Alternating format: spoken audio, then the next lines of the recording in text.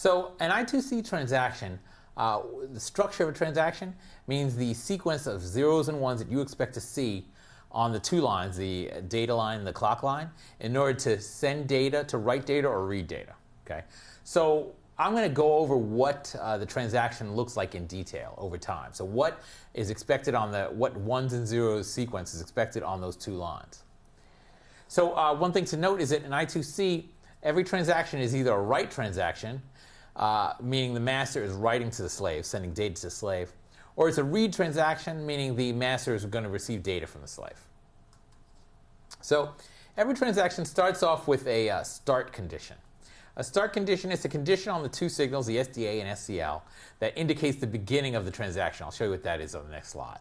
So the start condition is needed. Once the start condition happens, the master creates a start condition on the bus, and then the slaves are all listening to the bus, and they look for the start condition. When they see the start condition, they essentially perk up their ears. They start listening because they know that a transaction is about to start. So after the start condition is sent, then you've got to send the address. So every slave on this bus has an address, a known address. And the addresses are 7 bits long. There's also another variant of this protocol where addresses can be 10 bits long, but right now let's say 7 bits long. So you got this 7-bit long address that's associated with every slave, and every slave knows their own address.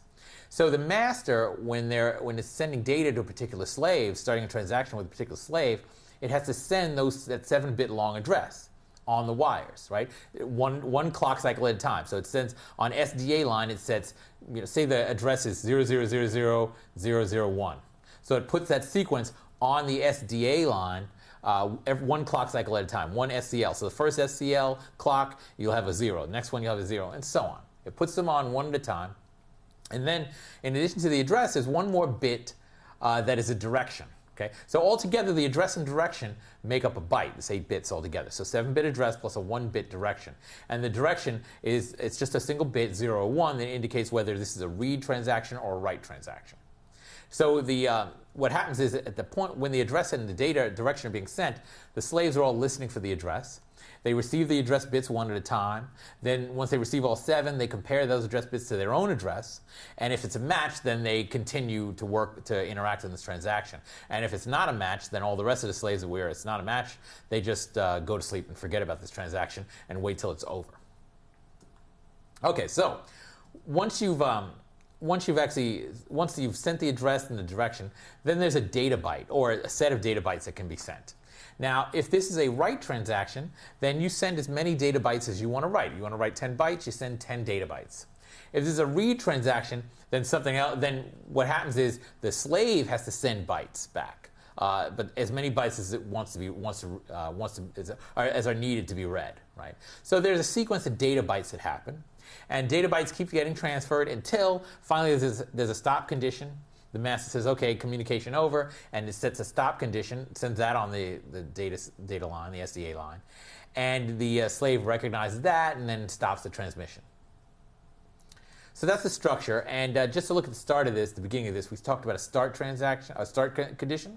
So a start condition and a stop condition. Here's what they look like. This is how you start and stop any transaction. So there are two lines, SDA and SCL. The SDA line, if it falls, if there's a falling edge on that line, so you can see the SDA line is high, it goes from high to low. If that happens while the SCL line, the clock line, is high, then that's a start condition. Now, stop condition is the reverse. The SDA line goes from 0 to 1 while the clock line, the SCL line, is high. So that's a stop condition. So when the master wants to start a communication, the master drives SDA from high to low, while driving SCL high, and if it wants to stop the communication, then it does the opposite. It drives SDA from low to high while the SCL is high. So start condition is falling transition on SDA while SCL is equal to 1, and stop condition is a rising transition on SDA while SCL is equal to 1. Thank you.